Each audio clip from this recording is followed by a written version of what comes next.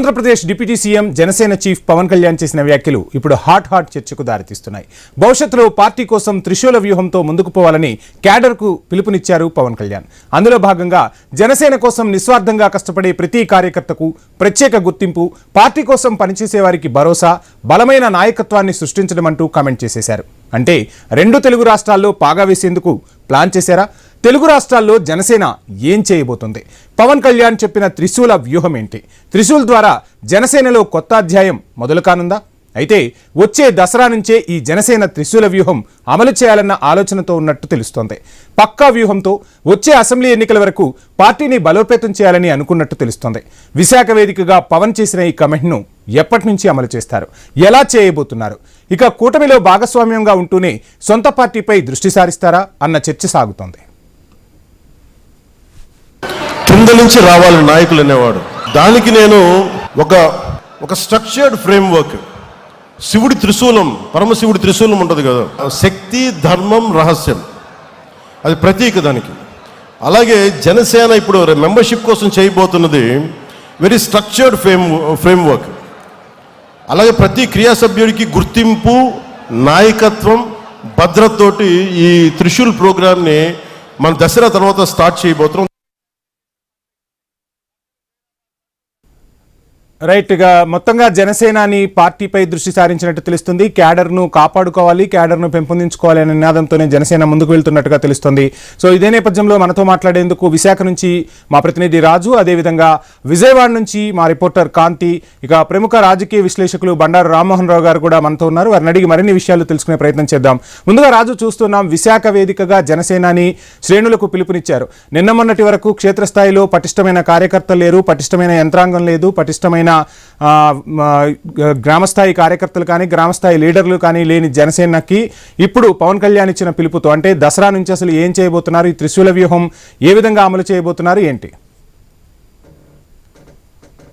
గత 3 రోజులుగా విశాఖపట్నం వేదికగా నిర్వహించినటువంటి సేనతో సేనాని కార్యక్రమంలో జరిగినటువంటి బహిరంగ సభలో సేనాని తన మనసులోని మాటనైతే ప్రకటించడం జరిగింది. త్రిశూల వ్యూహంతో ముందుకు వెళ్ళబోతున్నామంటూ కూడా చెప్పడం జరిగింది. దీంట్లో ఒక క్యాడర్ లో ఒక జోష్ అయితే నింపారని చెప్పుకోవచ్చు. ముఖ్యంగా చూసుకుంటే గత 14 నెలలుగా కూడా పూర్తిగా ప్రభుత్వ కార్యక్రమాలకి పరిమితమైనటువంటి జనసేనాని ఇప్పుడు క్యాడర్ మీద ఒక దృష్టి పెట్టడం జరిగింది. రాబోయే రోజుల్లో ఇది ఒక ప్రాంతానికి పరిమితమైనటువంటి పార్టీ కాదు, జాతీయ స్థాయిలో వచ్చే 10 ఏళ్లలో కూడా నిలవబోతుందంటూ కూడా నిన్న బహిరంగ సభలో చేసినటువంటి ప్రసంగం ఏదైతే ఉందో అది ఒక జన సైనికులకు కొత్త ఉత్సాహాన్ని కూడా ఇచ్చిందని చెప్పుకోవచ్చు. దీంతో పాటు రాజకీయంగా కూడా రాబోయే రోజుల్లో జనసేన ఏ విధంగా ఉండబోతుంది, ఎలా వెళ్ళబోతుంది అనేది కూడా ఒక ఇంటి అయితే ఇవ్వడం జరిగింది. రాబోయే రోజుల్లో జనసేన ఒక ప్రాంతీయ పార్టీ కాదు, జాతీయ పార్టీగా రూపొందుతుంది అని కూడా జనసేన అయితే చెప్పడం జరిగింది. ఇందులో భాగంగానే త్రిశూల వ్యూహాన్ని కూడా ప్రకటించడం జరిగింది. ముఖ్యంగా పార్టీ కోసం కష్టపడే వారిని గుర్తించడం, వాళ్ళకి నాయకత్వ లక్షణాల మీద శిక్షణ ఇప్పించడం, నాయకులుగా తయారు చేయడం అనేది 2వ లక్ష్యం. ఇక 3వ లక్ష్యం ఏంటంటే పార్టీ కోసం కష్టపడి పార్టీ కోసం పనిచేసి పార్టీ కోసం త్యాగాలు చేసిన వాళ్ళకి భద్రత కల్పించాల్సిన అవసరం కూడా ఉందంటూ 3 అంశాల మీద తీసుకొని ఆ 3ంటిని కూడా త్రిశూల వ్యూహం అంటూ కూడా శివుడి త్రిశూలాన్ని పోల్చుతూ కూడా దీనికైతే నిన్న చేసినటువంటి ప్రసంగంలో రాబోయే రోజుల్లో జనసేన పార్టీ ఏ విధంగా ఉండబోతుంది, ఎలా వెళ్ళబోతుంది అనేటువంటి తన వ్యూహాన్ని అయితే తన కార్యకర్తలకు చెప్పడం జరిగింది. దీంతో పాటు జనసేనని ఇచ్చేటువంటి పిలుపుతో ఇప్పుడు కార్యకర్తలు కూడా ఎప్పుడు ఎలా చేయమంటే అలా చేయడానికి, ఎంత త్యాగం చేయమంటే చేయడానికి, కష్టపడడానికి కూడా సిద్ధంగా ఉన్నట్టుగా కూడా కార్యకర్తలు అయితే ఇప్పటికీ సన్నద్ధమయ్యారు. వాళ్ళని ఇప్పటికే మానసికంగా కూడా సన్నద్ధంగా చేస్తున్నటువంటి త్రిశూల వ్యూహాన్ని ప్రకటించినప్పటికీ కూడా ఇప్పటికే త్రిశూల వ్యూహంలో మొదటి అంకం అయితే ప్రారంభమైందని చెప్పుకోవచ్చు. ఎందుకంటే పార్టీ ఆవిర్భావం నుంచి ఇప్పటి వరకు కూడా పార్టీ కోసం కష్టపడిన వాళ్ళని గుర్తించడం జరిగింది. వాళ్ళతో పాటు నిన్న మమేకం అవడం జరిగింది. దాంతో పాటు ఏదైతే గత 14 నెలలుగా ఎమ్మెల్యేలుగా, ఎంపీలుగా, మంత్రులుగా ఉన్నారో వాళ్ళందరికీ కూడా దిశ నిర్దేశం చేస్తూ మీరు పదవులు అనుభవించడం కాదు, కార్యకర్తలతో మమేకం అవ్వండి, ప్రజల్లోకి వెళ్ళండి, పదవుల కోసమే అనుకుంటే ఇక్కడ ఉండొద్దంటూ కూడా ఒక స్ట్రాంగ్ వార్నింగ్ కూడా ప్రజా ప్రతినిధులకు ఇవ్వడం జరిగింది. రాబోయే రోజుల్లో పూర్తిగా క్యాడర్ కే వాల్యూ ఉంటుంది, క్యాడర్ తో పాటే మీరు చెప్పేదైతే ఇప్పటికే సమాచారం కూడా ఇచ్చిన నేపథ్యంలో రాబోయే రోజుల్లో ఇది మరింత ముందుకు వెళ్లే అవకాశాలు అయితే ఉన్నాయి. వంశీ, రైట్ రాజు. కాంతి, చూస్తున్నాం ఇటు అధికార పార్టీ తెలుగుదేశానికి చూస్తే తెలుగుదేశం క్యాడర్ తెలుగుదేశానికి ఉంది, ప్రతిపక్షంగా చూస్తే వైఎస్ఆర్సీపీ క్యాడర్ వైఎస్ఆర్సీపీకి ఉంది. జనసేన కూడా క్యాడర్ని బలోపేతం చేసుకోవాలి, గ్రామ స్థాయి నుంచి కూడా సీట్లు సాధించాలి, పార్టీని పటిష్టం చేసుకోవాలంటే ఖచ్చితంగా కార్యకర్తల బలం అనేది అవసరం. ఈ నేపథ్యంలోనే జనసేనాని వ్యాఖ్యలు మనం పరిగణించాల్సి ఉంటుంది. ఇప్పుడు అంటే కూటమిలోనే సాగుతాను, కూటమితోనే ముందుకు వెళ్తామని చెప్తున్న తరుణంలో ఇతర పార్టీల నుంచి ప్రత్యామ్నాయంగా జనసేనలోకి చేరే అవకాశం ఉంటుందా? ఎలా చూడాలంటారు? త్రిశూల వ్యూహం ఎంతవరకు అమలయ్యే అవకాశాలు ఉన్నాయంటారు?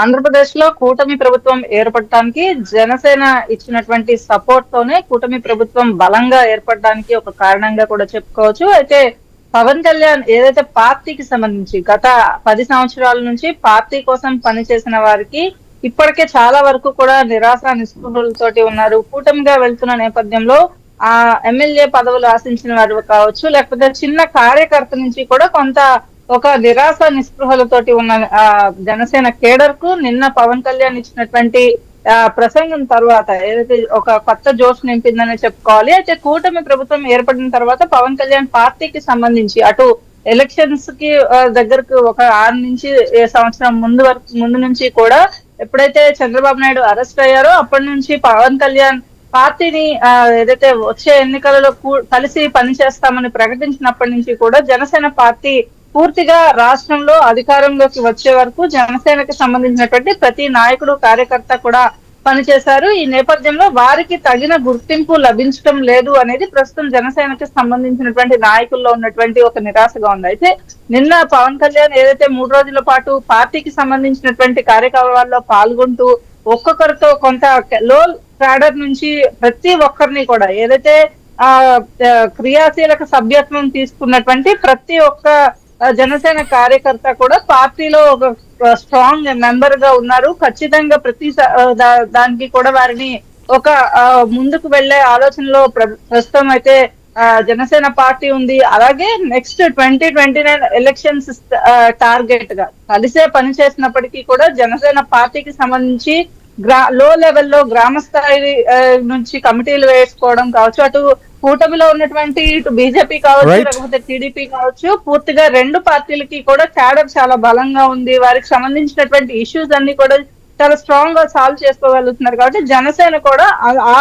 ఆ దిశగానే అడుగులు వేయడంతో పాటుగా పార్టీని పటిష్టం చేసుకునేందుకు సేనాని దసరా నుంచి కూడా ముందుకు వెళ్ళబోతూ ఉన్నారు. వంశీ రైట్. మొత్తంగా కూటమితోనే సాగుతాను, పార్టీని కూడా బలోపేతం చేసుకుంటాను, రానున్న ఎన్నికల్లో కూడా కూటమితోనే పొత్తుంటుంది. ఈ నేపథ్యంలో పార్టీని బలోపేతం చేసుకుంటూ ముందుకు సాగుతాం, కార్యకర్తలకు అండగా ఉంటామంటూ కూడా సేనాని ప్రకటించిన పరిస్థితి.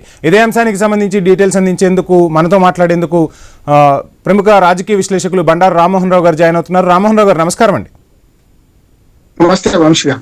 రామ్మోహన్ రావు గారు, చూస్తున్నాం పవన్ కళ్యాణ్ వ్యాఖ్యలు చూస్తే జాతీయ స్థాయిలో అంటే జాతీయ పార్టీగా ఎదగబోతోంది జనసేన అని చెప్తూ ఉన్నారు. ఏ పార్టీకైనా కార్యకర్తలే బలం. సో అటువంటి కార్యకర్తలపై దృష్టి సారించారు. పార్టీని గ్రామ స్థాయి నుంచి పటిష్టం చేసుకునే దిశగా త్రిశూల వ్యూహాన్ని అమలు చేయబోతున్నట్టుగా తెలుస్తుంది. అంటే తెలంగాణపై కూడా పవన్ కళ్యాణ్ దృష్టి సారిస్తారని అనుకోవచ్చా? ఎలా చూడాలంటారు ఈ త్రిశూల వ్యూహాన్ని? నమస్కారం, మీకు అట్లాగే రాజనీతి ప్రేక్షకులకు నమస్కారం. అనవసరంగా ఇప్పుడే జాతీయ స్థాయి పార్టీగా జాతీయ స్థాయిలో పోతానంటే మరొకసారి పోతామనే అవకాశం ఉంది. చాలా పెద్ద పెద్ద పార్టీలు కూడా అట్లా ఆగమైన సందర్భాలు చూసినాము. వాటికి ఇప్పుడు తెలుగుదేశం పార్టీ జాతీయ పార్టీ పేరుకు తెలంగాణలో ఇప్పుడు ఎట్లా ఉన్న మిగిలిందో చూస్తున్నాం. మనం బీఆర్ఎస్ కూడా జాతీయ స్థాయిలో విస్తరించి అయిందో చూస్తున్నాం. చాలా ప్రాంతీయ పార్టీలు అంతేందుకు తృణమూల్ కాంగ్రెస్ కానీ ఆమ్ ఆద్మీ పార్టీ కానీ విస్తరణ క్రమంలో ఎట్లా పోతారంటే చూసినాం. కనుక అనుభవానికి వస్తే తత్వం బోధపడుతుంది అనుకున్నాను నేను. సరే, ఇవాళ నా ఉద్దేశం ఏంటంటే పాజిటివ్ గా తీసుకుంటే ఈ 3 రోజుల సదస్సు పవన్ కళ్యాణ్ చేసిన సేనతో జనసేన అని సక్సెస్ అయింది అంటున్నారు ఓవరాల్ చూస్తే. సరే, త్రిశూల వ్యూహం అంటున్నారు కానీ త్రివేణి సంగమంలో ఎప్పుడు కూడా త్రిశూల వ్యూహం అని అంటున్నారు కనుక త్రివేణి సంగమంలో 3వ నది పేరు కూడా ఉండదు. ఇక్కడ సరస్వతి, ఇక్కడ కాళేశ్వరం దగ్గర సరస్వతి నది ఉంటదంటే ఉండదు.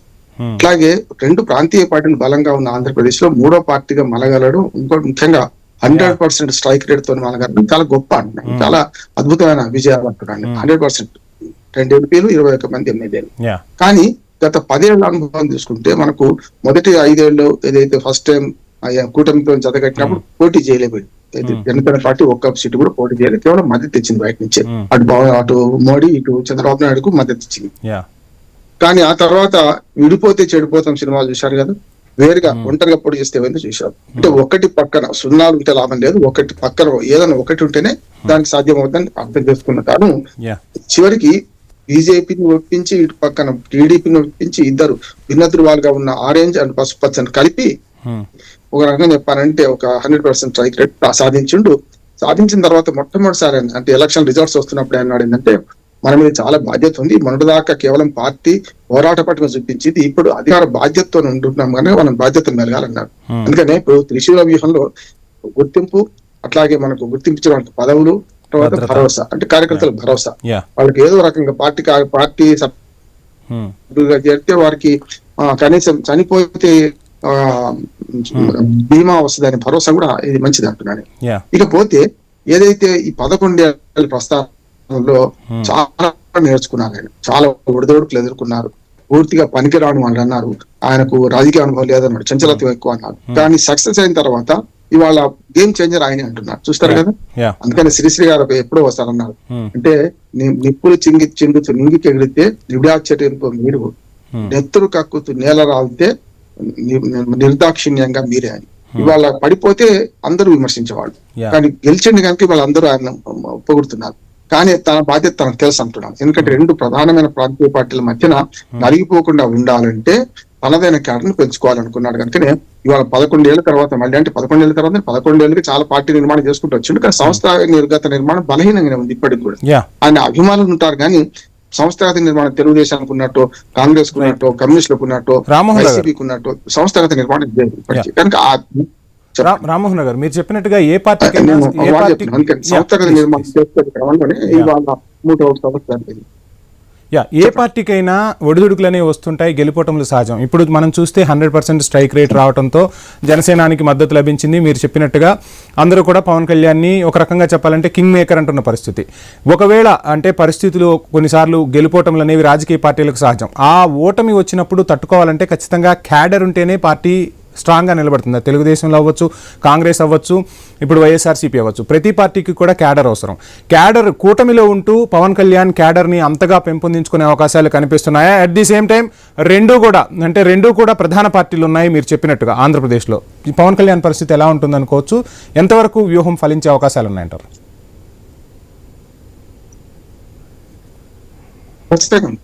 ఇప్పుడు ఏమంటున్నాను, 2014లో ఆయన 13లో పార్టీ స్థాపించినప్పుడు ఉమ్మడి ఆంధ్రప్రదేశ్ రాష్ట్రం ఉన్నది. ఆ తర్వాత అప్పటికి తన వెంట ఉన్న వాళ్ళందరూ కూడా మైనర్లు, అంటే ఒక రకంగా చెప్పాలంటే అభిమానులు. 18 ఏళ్ళు నిండిన వాడు ఓటర్లుగా నమోదు కాని వాళ్ళు ఎక్కువ మంది ఉన్నారు. కనుక 18లో తన విలువ తెలుసుకొని, అంటే తనకున్న పరిమితులు తెలుసుకొని. రామ్మోహన్ రావు గారు ఒక్క నిమిషం. రామ్మోహన్ రావు గారు మనతో మాట్లాడేందుకు గాదే వెంకటేశ్వరరావు గారు జనసేన అధికార ప్రతినిధి లైన్ లో ఉన్నారు. వారితో మాట్లాడిన తర్వాత మళ్ళీ మీతో కంటిన్యూ చేస్తాను. వెంకటేశ్వర గారు, మొత్తంగా చూస్తున్నాం జనసేనాని పిలుపునిచ్చాడు, క్యాడర్ అంతా కూడా ఆనందంగా ఉన్న పరిస్థితి. త్రిశూల వ్యూహం ఎంతవరకు అమలు కానుంది? త్రిశూల వ్యూహంతో జాతీయ స్థాయికి జనసేన ఎదగబోతుందా? ఏం చేయబోతున్నారు మొత్తంగా? ఖచ్చితంగా అండి. ఇప్పుడు పవన్ కళ్యాణ్ గారి ఆలోచన విధానం మీరు మొదటి నుంచి గమనిస్తున్నట్టయితే ఆయన రాష్ట్రము అనేదే కాకుండా రాష్ట్రం ఉన్నది దేశంలో, దేశం మొత్తం ఈ భారతదేశం నా దేశం, భారతదేశం మొత్తం కూడా సుఖశాంతులతో ఉండాలి, అభివృద్ధి చెందాలనే ఆలోచన దృక్పథం ఎక్కువ ఆయనకి. సో ఇక్కడ రాష్ట్రంలో పార్టీ స్థాపించినప్పుడు కూడా ఆయనకి ఆ భావజాలం ఎక్కువ. ఎప్పుడు కూడా దేశభక్తి, దేశం కోసం చూసాం. గతంలో కూడా బోర్డర్స్ లో కొంత ఇన్సిడెంట్ జరిగినప్పుడు వాళ్ళకి ఫండ్ ఇవ్వటం గానీ, దానికి రక్షణ నిధి కానీ, లేదా సైనికుల సహాయార్థం ఇవ్వటం కానీ, ఇలాంటివన్నీ కూడా మీరు గమనించినట్లయితే ఆయనకి దేశ భక్తి, దేశ భావన ఎక్కువ. సో ఇవాళ ఏంటంటే ఒక స్టేజ్ లోకి వచ్చాం మేము. ఒక స్టేజ్కి వచ్చిన తర్వాత ఇవాళ దీన్ని ఖచ్చితంగా ఏ రాజకీయ నాయకుడైనా కానీ రాజకీయ పార్టీని పెంపొందించాలనే భావన ఉంటది. దానిలో భాగంగానే ఇవాళ మాకు చెప్పింది కూడా నిన్న, మనం ఇంతటితోనే కాదు, మన రాష్ట్రమేనే కాదు, మనం అన్ని సార్లు కూడా మన పార్టీని ఎదుగుదల చేయాలి. తద్వారా మన పార్టీ కూడా ఒకనాటికి నేషనల్ పార్టీ అవతారం ఎత్తాల్సిందే, ఖచ్చితంగా అవుతుంది అనే ఒక నమ్మకంతో నిన్న చెప్పిన దాని మీద ఖచ్చితంగా మా శ్రేణులందరూ కూడా చాలా ఉత్సాహంగా ఉన్నారు. ఏదైనా అభివృద్ధి చెందుతుందంటే ఎవరికైనా హ్యాపీనే కదండి. రైట్. తెలంగాణ మీద ఫోకస్ చేయబోతుందా?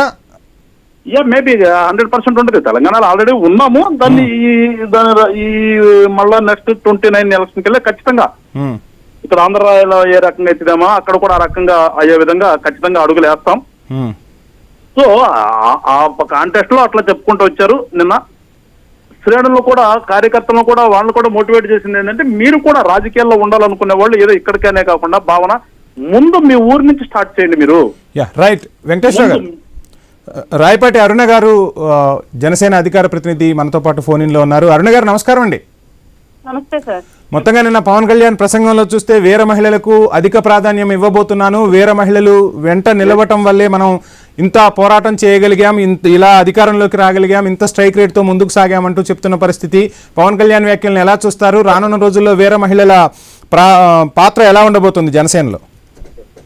పార్టీలో మొదటి నుంచి మహిళా సాధికారతకి పెద్దపీట వేయడం అనేది పవన్ కళ్యాణ్ గారికి ఉన్నటువంటి గొప్ప లక్షణం సార్. అందరూ కూడా మిగతా పార్టీల్లో ఎవరో ఇంట్లో ఫ్యామిలీ మెంబర్స్ నుంచి జెంట్స్ ఎవరు రాజకీయాల్లో ఉంటే వాళ్ళ వెనకాల నిలబడే వాళ్ళే తప్ప ఒక్క జనసేనలో మాత్రం ఎలాంటి ఫ్యామిలీ బ్యాక్గ్రౌండ్ రాజకీయ బ్యాక్గ్రౌండ్ లేని వాళ్ళు కూడా వచ్చి రాజకీయం చేస్తున్నట్టు ఏకైక పార్టీ జనసేన. ఆయన మాకు మొదటి నుంచి కూడా పెద్ద ప్రాధాన్యత ఇస్తూ వచ్చారు. ప్రతి చోట కూడా మహిళలకు ఫస్ట్ ప్రయారిటీ ఇస్తూ వచ్చారు. అలాగే లాస్ట్ టైం వైసీపీ టైంలో కూడా స్థానిక సంస్థల ఎలక్షన్స్ అప్పుడు కూడా ఎక్కువ మందికి మహిళలే అన్ని చోట్ల స్థానిక సంస్థల ఎలక్షన్స్ లో పోటీ చేశారు. అప్పుడున్నటువంటి వైసీపీ దాష్టికాలను తట్టుకొని కూడా వాళ్ళందరికీ ధైర్యాన్ని ఇచ్చింది, ముందుకెళ్లేటువంటి భరోసా ఇచ్చింది పవన్ కళ్యాణ్ గారే. నిన్న ఆ విషయాన్ని వేదిక సాక్షిగా ఆయన మరొకసారి చెప్పి ఆయన మాటల ద్వారా ప్రూవ్ చేశారు. రాబోయే రోజుల్లో కూడా గ్రామ స్థాయి నిర్మాణం నుంచి రాష్ట్ర స్థాయి వరకు కూడా మహిళలకు ఎక్కువ ప్రాధాన్యత ఇస్తానని చెప్పేసి ఆయన నిన్న అంతర్గతంగా జరిగిన మీటింగ్ లో చెప్పారు. అలాగే బహిరంగ వేదిక మీద కూడా అదే చెప్పారు సార్.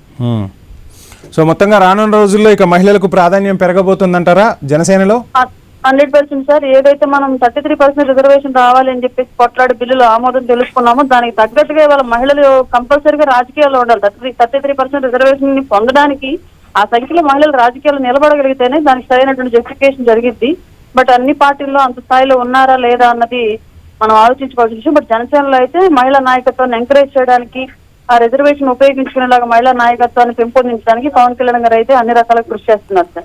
రైట్ అరుణ్ గారు, థ్యాంక్ యూ సో మచ్ అండి ఐనిస్తో మీరు మీ భావాలను పంచుకున్నందుకు. ఇక రామ్మోహన్ రావు గారు, చూస్తున్నాం మొత్తంగా రానున్న రోజుల్లో మాకు మహిళలకు ప్రాధాన్యత ఇవ్వబోతున్నారు, అదేవిధంగా పార్టీ క్యాడర్ను కూడా బలోపేతం చేసుకోబోతున్నాం, జాతీయ స్థాయి పార్టీగా కూడా ఎదగబోతున్నామని చెప్తున్న పరిస్థితి. సో మొత్తంగా ఓవరాల్గా ఈ 11 ఏళ్ల ప్రయాణంలో ఎన్నో ఒడిదుడుకులను చూశారు పవన్ కళ్యాణ్. మీరు చెప్పినట్టుగా గెలిచిన తర్వాత ఎవరైనా గుర్తిస్తారు, గెలవక ముందు అన్ని నిందలే ఉంటాయి అన్నట్టుగా. ఇక నెక్స్ట్ స్టెప్స్ పవన్ ఎలా వేయబోతున్నారు, ఆ స్టెప్స్ ఎంత పకడ్బందీగా వేస్తే రానున్న రోజుల్లో పవన్ కళ్యాణ్ ఒక మంచి శక్తిగా ఎదిగే అవకాశాలు ఉన్నాయంటారు, ఏం చెప్తారు? ఈ 10 ఏళ్ళుగా ఇన్ని తప్పటడుగులు వేసినా ఏం చేసినా కూడా పరిస్థితులు కలిసి వస్తాయి. ముహూర్తం ఆసన్నమైన భావాలను ఎవరు ఆపరేయడానికి వైసీపీ మీద వ్యతిరేకత, అట్లాగే ఉన్నంత ప్రత్యామ్నాయంలో ఉన్న కోట్లు చీలిపోకుండా ముగ్గురు కలిశారు కనుక ఆ కలపడంలో స్పష్టంగా ఫెవికాల్ లాగా పవన్ కళ్యాణ్ ఉపయోగపడ్డాడు.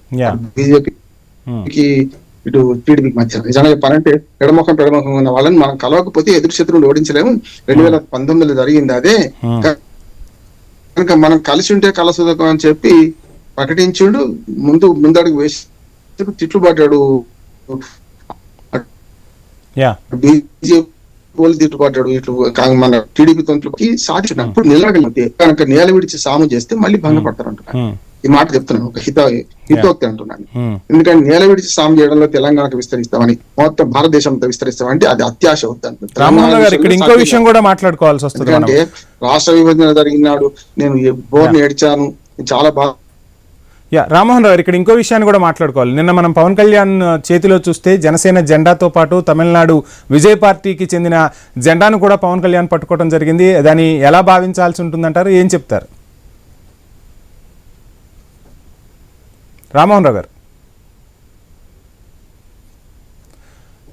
రైట్. భద్రత అనేది త్రిశూల ప్రధాన అంశాలుగా ముందుకు వెళ్తున్నారు జనసేనాని. ఇక రాబోయే రోజుల్లో పార్టీ భవిష్యత్తుపై, పార్టీ క్యాడర్పై దృష్టి సారించినట్టుగా తెలుస్తుంది. ఇక విశాఖలో జరిగిన సభతో జనసేనాని పవన్ కళ్యాణ్ అయితే మొత్తంగా తన వ్యూహం ఏంటో క్యాడర్కు చెప్పేశారు. ఇక రాజకీయ పార్టీలకు కూడా ఒక రకంగా ఇక జనసేన పూర్తి రాజకీయంగా అంటే గ్రామ స్థాయిలో కూడా తన క్యాడర్ను బలోపేతం చేసుకోబోతుంది. ఆ దిశగా అడుగులు వేయబోతున్నాం. ఇక ఆంధ్రప్రదేశే కాదు. ఇక రైట్ రామ్మోహన్ రావు గారు, నా వాయిస్ వినపడుతుందండి మీకు? No issue sir. నిన్న చూసాం మొత్తంగా విజయ్ పార్టీకి సంబంధించిన జెండాను కూడా పవన్ కళ్యాణ్ చేతబూనిన పరిస్థితి ఎలా చూడాలంటారు, ఏం చెప్తారు? అందుకని ఇప్పుడు మిత్రుడు కదా, ఆయన సినిమా రంగం నుంచి వచ్చారు, ఈయన సినిమా రంగం నుంచి వచ్చారు. పవన్ కళ్యాణ్ విజయ్కి ఆదర్శం అంటున్నాడు. విజయ్కి ఆదర్శం పవన్ కళ్యాణ్. గతంలో చూసినాం కదా, ఇప్పుడు మొట్టమొదటిసారి స్నేహం చేసినప్పుడు 2014 నుంచి 19 దాకా ఫస్ట్ బీజేపీతో విభేదించింది ఎవరు? పవన్ కళ్యాణ్ గారే కదా. Yeah. అప్పుడు అనుభవం లేదు, కానీ అయినా సరే విభేదించిన కరెక్ట్ అంటున్నా. అమరావతి రైతుల పక్షాన్ని నిలబడి విభేదించాడు. ఆ తర్వాత ద్రోహం చేస్తుందని చెప్పి టీడీపీతో దూరం అయిండు. 2019కి వచ్చిన పరిస్థితులు మారినాయి. కానీ విడివిడిగా పోటీ చేస్తే గడ్డిపోచలు కూడా ఏనుగుడు బంధించవచ్చు, తాడుగా పెనితే అని అర్థం చేసుకునేవాడు కనుక, చాలా రకరకాల ఆదర్శం చెప్పిన వాడు కనుక 2024 వచ్చేకల్లా చాలా పరిణతితో ఆలోచించి రామ్మోహన్ రావు గారు 100% స్ట్రైక్ రేట్. రామ్మోహన్ రావు గారు, ఏపీలో పవన్ కళ్యాణ్ పోషించిన పాత్రనే తమిళనాడులో విజయ్ ద్వారా, అంటే విజయ్ని భారతీయ జనతా పార్టీకి దగ్గర చేసే ప్రయత్నం పవన్ కళ్యాణ్ చేయబోతున్నారా? ఆ సనాతన పేరు మీద ఆ ప్రయత్నం చేసిండు కదా గతంలోనే. అందుకని ఇప్పుడు త్రిశూల్ అనే మాట సనాతన నుంచి వచ్చింది. ఇప్పుడు నేను అందుకని చెప్తున్నాను, త్రిశూల్ అనగానే నేను ఇంకొక జ్ఞాపకం వచ్చిన ఏమన్నాను, త్రివేణి సంగమంలో 3వ నది ఉండదు, పోకుండా చూసుకుంటే మంచిది అన్నాను. ఏ 3వ నది దగ్గర కూడా త్రివేణి సంగంలో ఎక్కడ 3వ నది లేదు, సరస్వతి నది అంతర్వాహిని అంటున్నారు. అంతర్వాహినిగా మారకుండా ఉండే పరిస్థితి కావాలంటే ఉన్నది కాపాడుకోవాలంటే రైట్ సార్, ప్లీజ్ ఇప్పుడు అన్న వస్త్రాలకు పోతే ఉన్న వస్త్రాలు పోకుండా ఉండాలి కదా. అందుకని పవన్ కళ్యాణ్ ఒకటే సూచన ఏంటంటే, ఇప్పుడు అతిశయోక్తి పోకుండా ఉన్న పార్టీని క్యాడర్ని మంచిగా కాపాడుకొని ముందు కూడా ఆంధ్రప్రదేశ్ లో పటిష్టమై కూటమి 15 ఏళ్ళు ఉంటుందంటే చాలా మంచిది అంటున్నాను నేను. కూటమి లేదు ఏం లేదు, మనం అంతా సొంతంగా పొడి చేస్తాం 2029లో అంటే తప్పదు. కానీ అట్లా కాకుండా ఒక 15 ఏళ్ళు కూటమి కొనసాగుతుంది అంటున్నారు కనుక ఎదుటి శత్రువును గమనించి తనదైన రీతిలో పవన్ కళ్యాణ్ ఇప్పుడు పరిణతి పొందిన రాజకీయ నాయకుడుగా మారిండు. ఖచ్చితంగా ఇదే అంశం మీద ఇట్లాగే ఉంటే బాగుంటది. అనవసరంగా జాతీయ పార్టీ ఆలోచనలు పెట్టుకొని ఉన్న అస్త్రాలు పొడగొట్టుకోకుంటే మంచిదని నేను.